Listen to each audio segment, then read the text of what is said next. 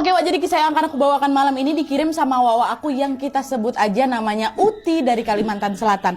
Halo Uti. Nah jadi Wak, pengalaman horor yang Uti alami ini bermula pada saat dia duduk di bangku SMK, tepatnya di tahun 2016 lalu Wak. Nah sejak hari pertama dia masuk sekolah Wak, Uti ini memang sudah berencana untuk ngekos. Karena sekolahnya si Uti ini ada di ibu kota provinsi. Sedangkan rumahnya berada di kota lain sehingga tidak memungkinkan baginya untuk menempuh perjalanan pulang pergi setiap hari. Nah di saat yang bersamaan ada pula tuh dua orang teman sekolahnya Uti yang bernama Adel dan Fani yang juga perantau dari daerah lain mengajak si Uti ini untuk tinggal bersama.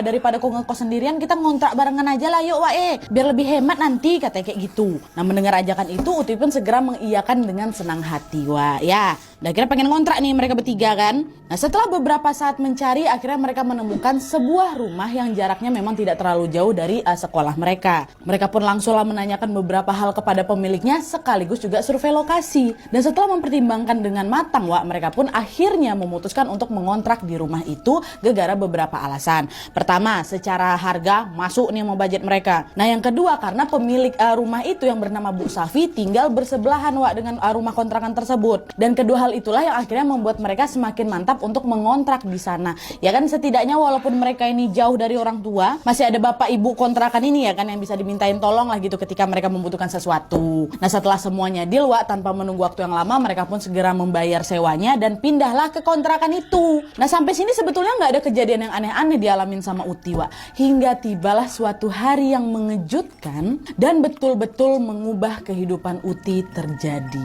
Nah jadi ceritanya hari itu adalah hari di mana Uti masih berada di sekolah dan mengikuti aktivitas belajar seperti biasanya Wak.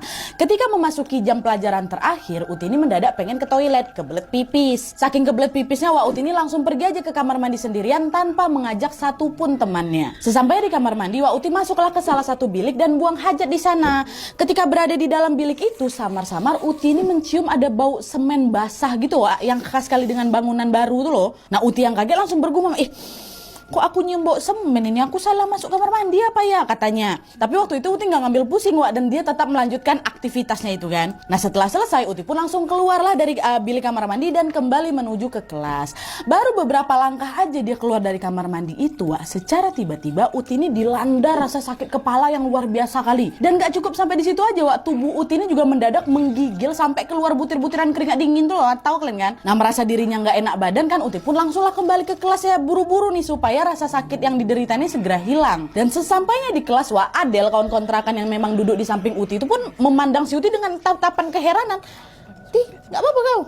Waktu itu Adel ngeliat si Uti ini pucat kali Wak, macam orang yang belum sarapan seharian tuh loh.